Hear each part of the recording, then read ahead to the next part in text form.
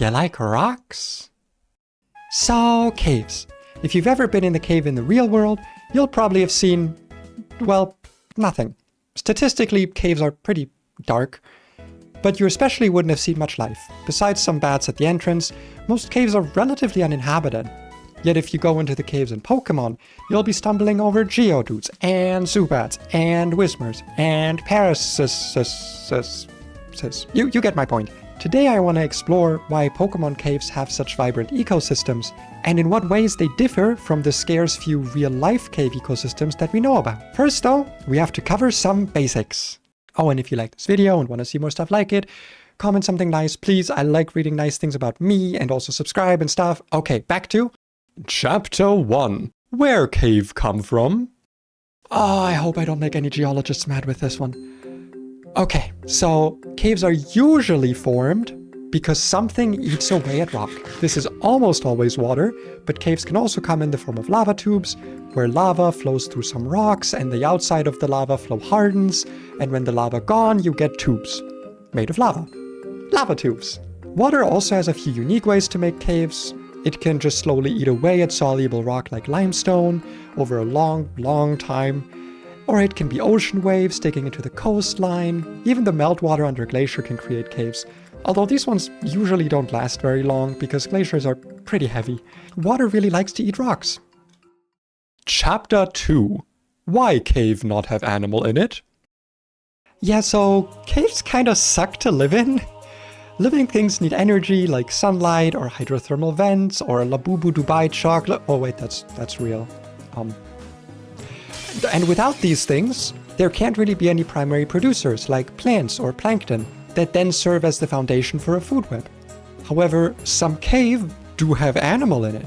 So let's get into Chapter 3. What animal need to go cave? Typically, cave ecosystems are very small, with few animals and at most like 1 or 2 predators.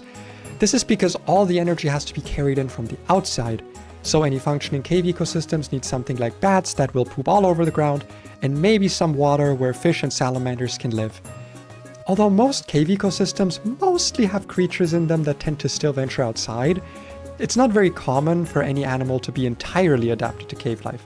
Although it does happen. The evolutionary changes that usually facilitate this are put under the umbrella of troglomorphism. And it happened to these poor salamanders. Look at them. Look at what the caves did to them. You can use this fun new word to insult your shut-in friends next time you see them. Anyway, let's get into the part you've been waiting for! Chapter 3. He's finally talking about Pokémon. God, finally. Pokémon has a few differences in their cave stuff. First, way more caves and bigger ones. Second, way more creatures living in those caves, with many of them fully adapted to cave life. And third, way more complex food webs. Let's look at the first point first. I know, genius strat. The world of Pokémon still has caves that are formed by solution, aka water eating through rock.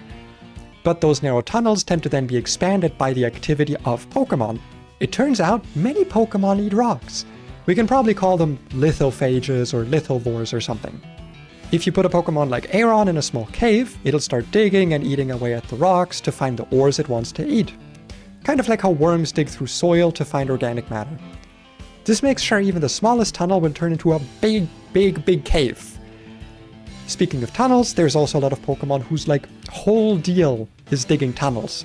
Of course, Diglett and Excadrill come to mind, but just imagine the tunnels that just a handful of Onix or Steelix could dig. And any of those tunnels can then be expanded by lithivores looking for food. This ensures that caverns are large enough to host many Pokémon without them outcompeting each other.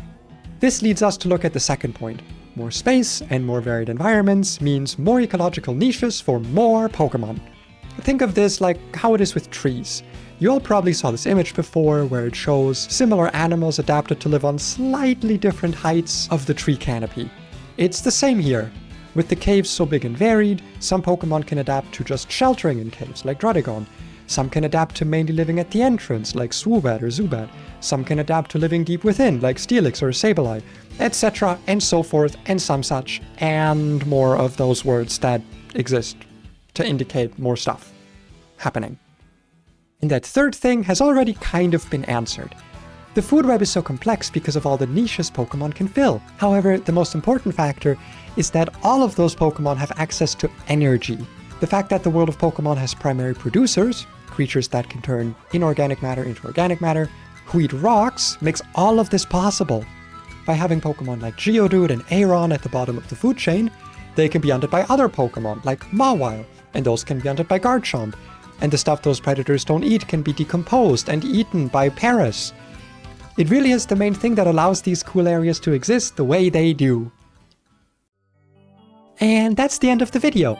I hope you learned something cool and that my hours of deep diving into caves was worth it. I didn't really deep dive into caves, just like online, you know, like fake digital caves. Wikipedia type shit. If I said something wrong, leave a comment correcting me down below. And while you're there, also let me know what you thought of the video and subscribe and join my Discord where my awesome little community talks about video games and other stuff, and I host events and you know all the stuff you gotta do the YouTube stuff. You know the YouTube stuff. For making it this far, I want to give you this Ohm. He's yours now. Take him. Don't run away. Come on. Take the Ohm. Take the Ohm. Take the Ohm! And then I throw it and then you die and then we're all happy.